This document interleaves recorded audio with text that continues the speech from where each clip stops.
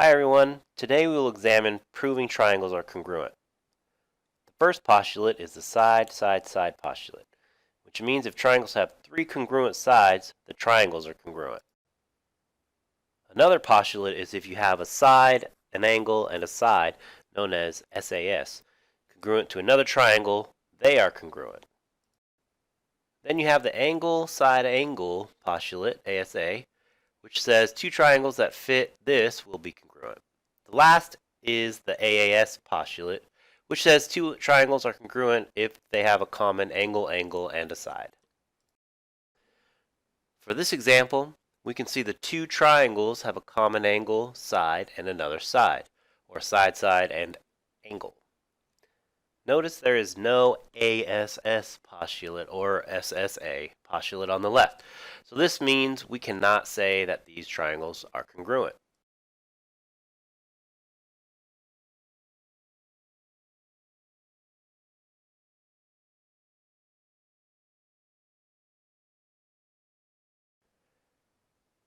Next example.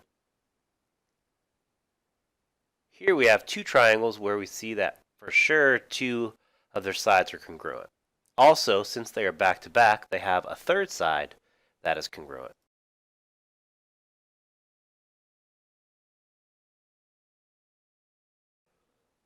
So now we see that the triangles have a side, and side that are congruent to each other. So, by the SSS postulate, the triangles are congruent.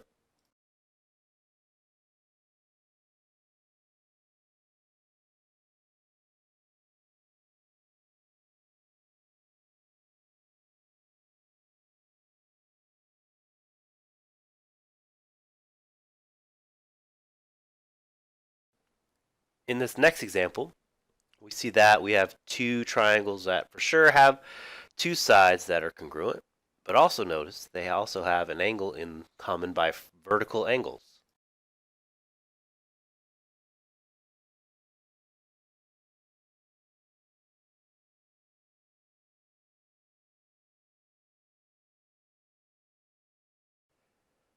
So now we see the triangles have a side, an angle, and a side in common.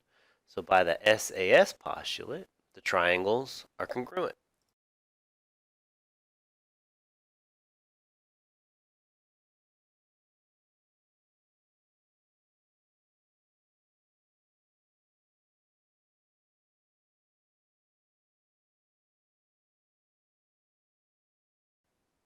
In this last example, we see the two triangles are side by side and are given that two angles are congruent. We can also label a side congruent since they share that side. And since we know one angle is 90-degree angle, the other angle next to it must be 90 degrees since they are supplementary. So now that we see the triangles have an angle, a side, and another angle, they are congruent to the ASA postulate says the triangles are congruent. Now a fun little proof. We want to prove that triangle ABC is congruent to triangle DCE given the segment AB is congruent to segment DE. We are also given the lines are parallel, so we can use that fact to help us prove this.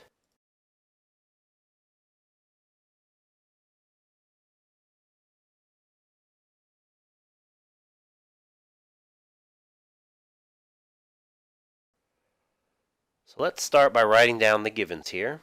Segment AB congruent to segment DE, and that lines are parallel.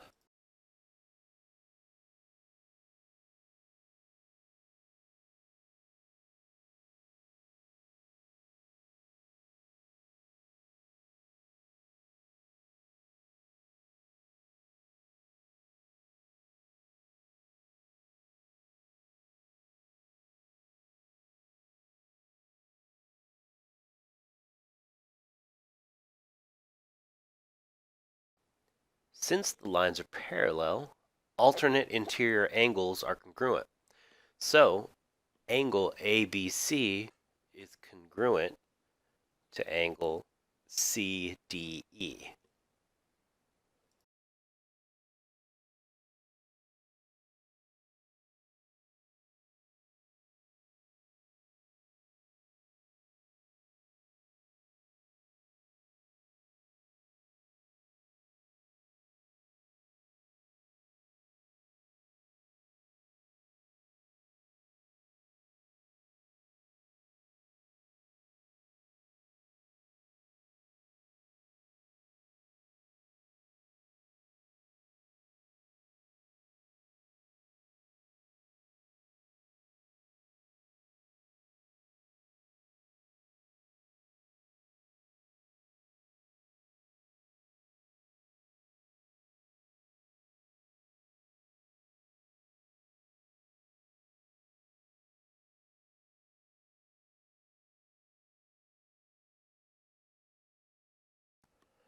Also, we have a pair of vertical angles, so they are congruent, meaning angle ACB is congruent to angle DCE.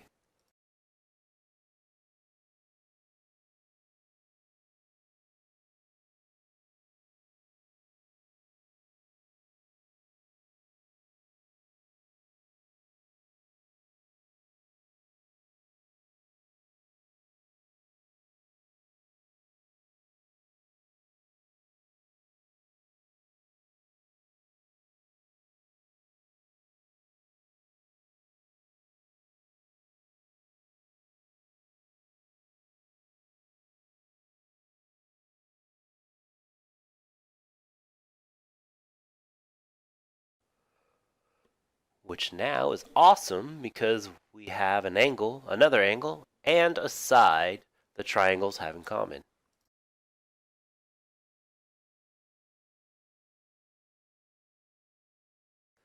So we can now say that triangle ABC is congruent to triangle DCE by the AAS postulate.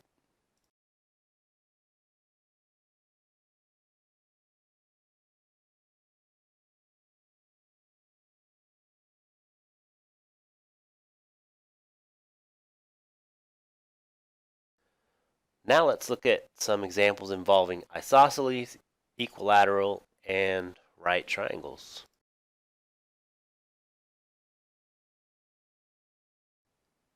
This first example is an isosceles triangle because two of its sides are congruent to each other.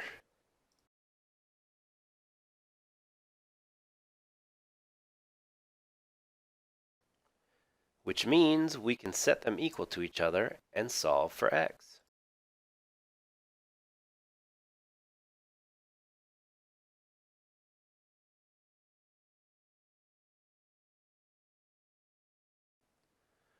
Now we can get the quadratic equation in standard form and factor if possible.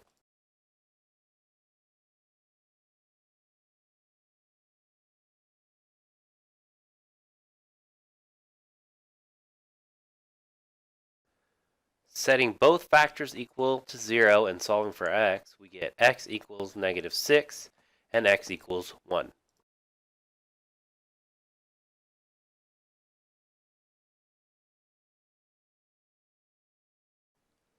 Notice if you plug in -6 for the side BC, we get a negative number, so it cannot be a solution. So x equals 1 is our only solution here.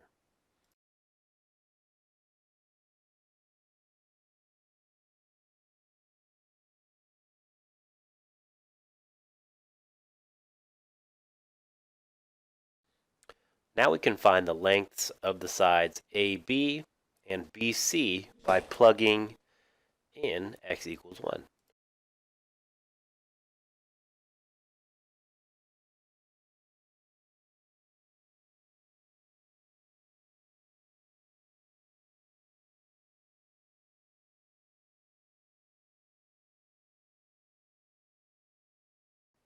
We get AB is 9, which means BC is also 9 since they are congruent.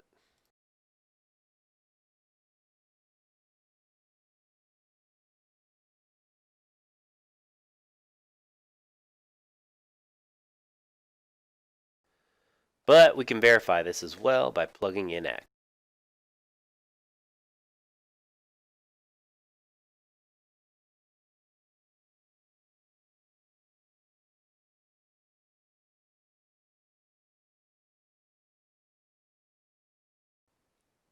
Next example. Here we have an isosceles triangle, and we want to find the measure of angle BAC.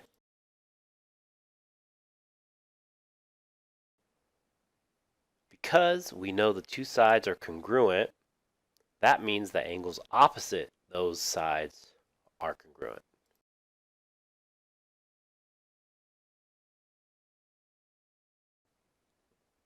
So angle BAC is congruent to angle BCA. We now can write an equation summing all the angles up and setting it equal to 180 degrees.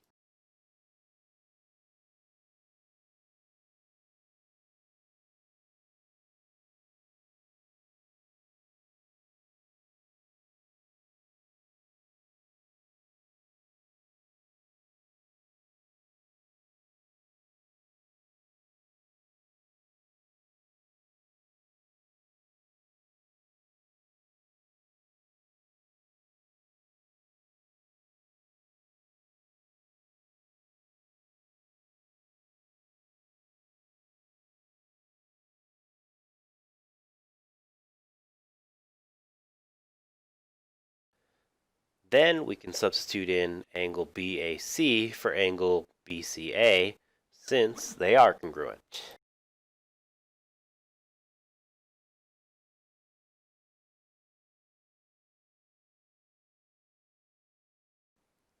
Combine like terms and substitute in the value for angle ABC.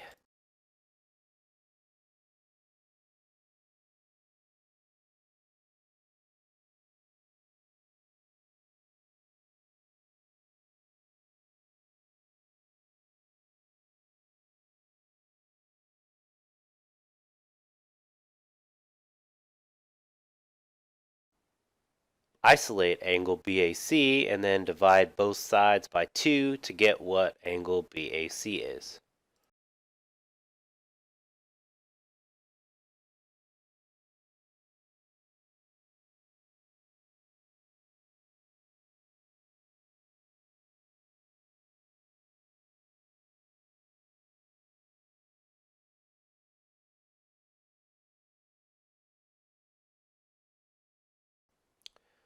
So we get that angle BAC is 66 degrees, which is also congruent to angle BCA.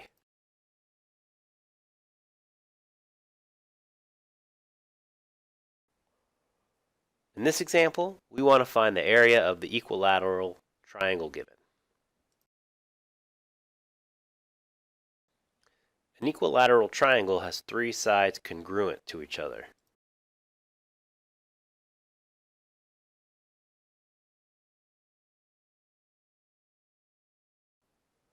So let's write the formula for the area of an equilateral triangle down.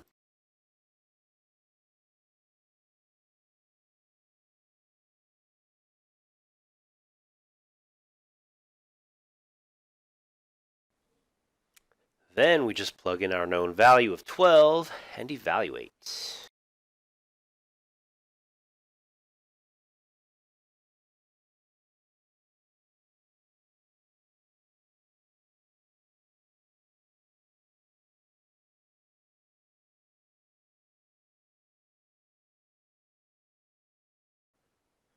Plugging into the calculator to round 2 decimal places.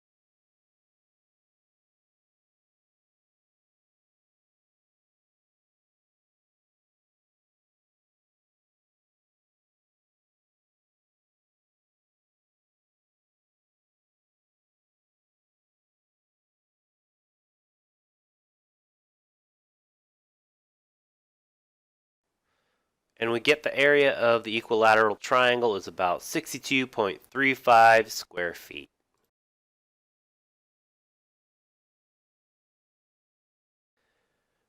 This example involves an angle bisector. This means that angle ABC is congruent to angle CBD here.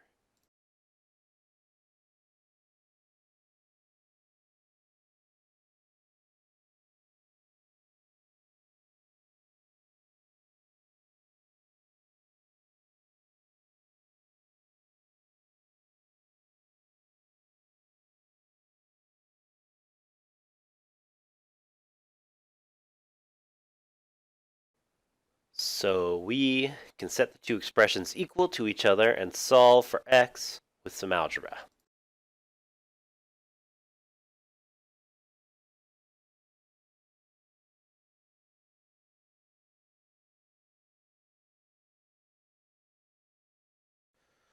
We end up with x is 14.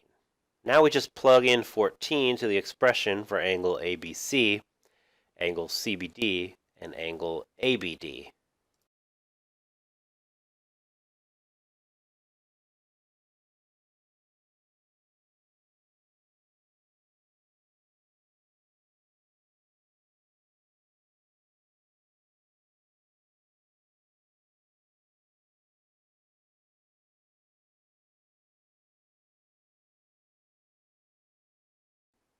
Remember that angle ABC is congruent to angle CBD, so we don't need to plug it in here. I'm doing it just to verify it.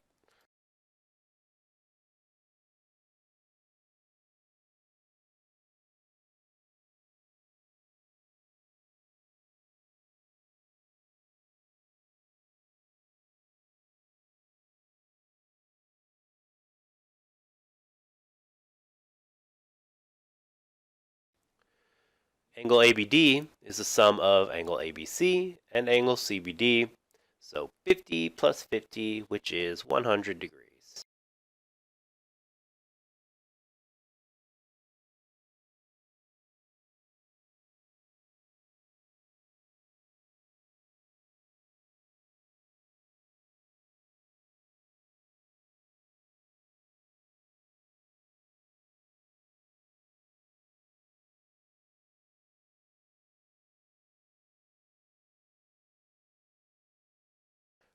For this example, I'm going to take a look at a similar homework problem to figure some things out.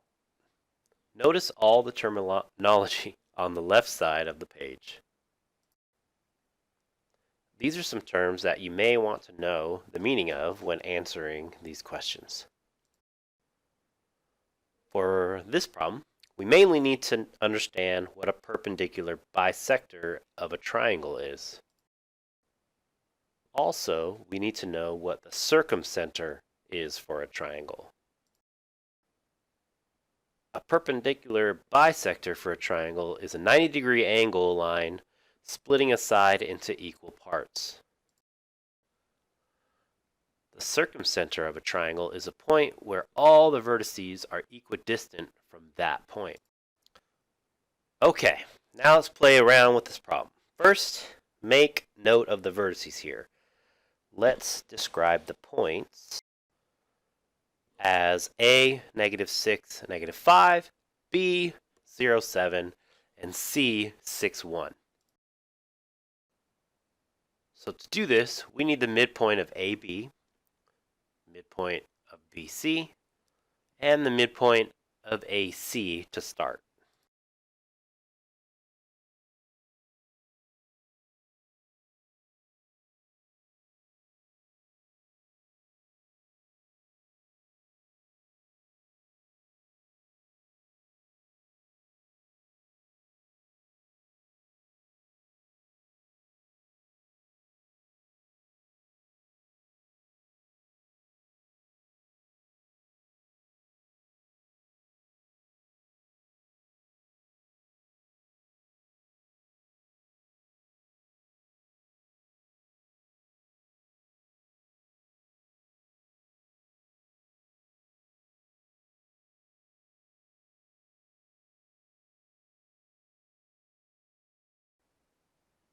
So let's write the midpoint formula down real quick. Remember, this is just an average of x and y values.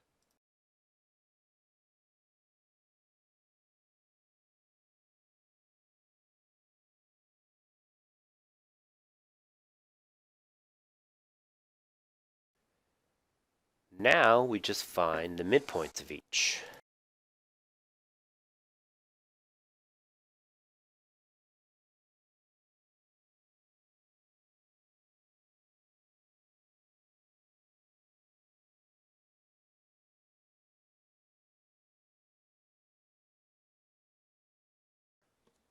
we get that for segment AB, the midpoint is -3, 1.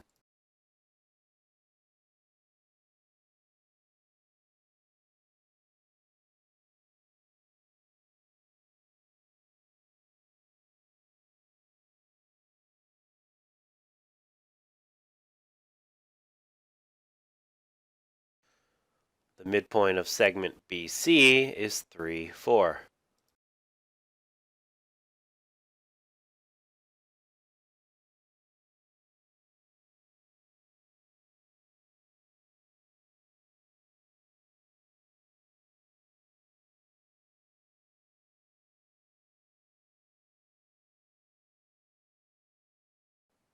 And the midpoint of segment AC is 0, -2. In order to draw the perpendicular bisector for each side of the triangle, now that we have their midpoints, we need the slope of segment AB, BC, and AC. Then we need to find the negative reciprocals because that is the definition of a perpendicular line to another.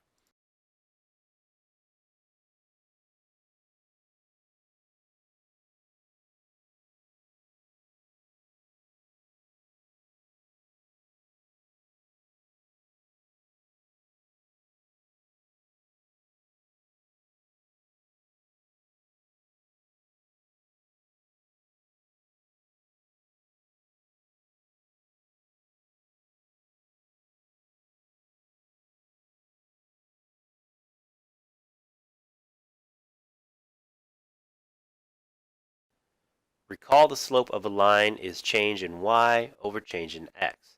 So we can look at the graph to find the slope of each segment.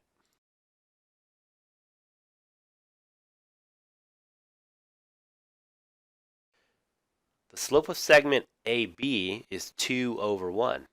So the slope of the line perpendicular to that line is going to be the negative reciprocal of 2 over 1.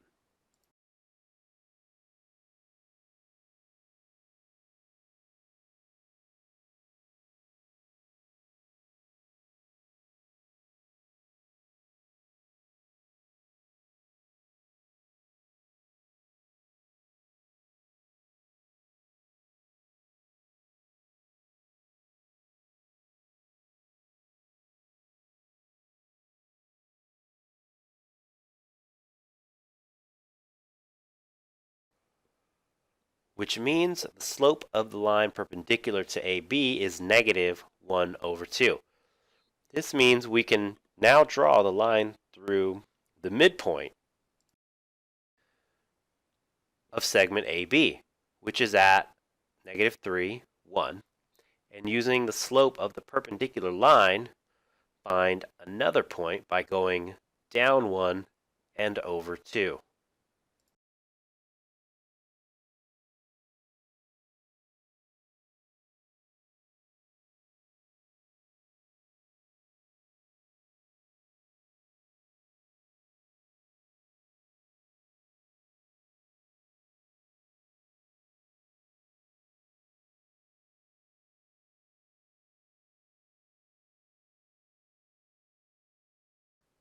The slope of segment BC is -1 over 1. So the line perpendicular to that will have a slope of 1 over 1.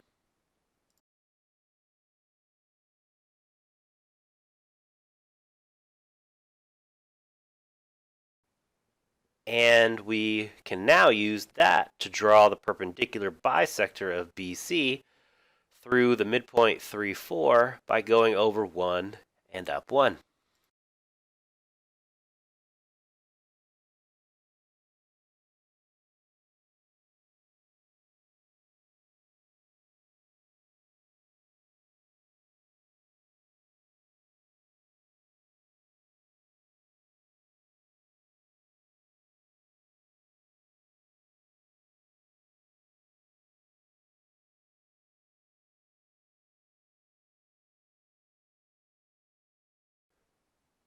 For segment AC, the slope is 1 over 2, and the negative reciprocal of that is -2 over 1.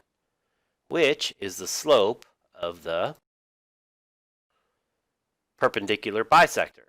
Again, now we can draw that on our graph going through the midpoint of AC by going over 1 and down 2.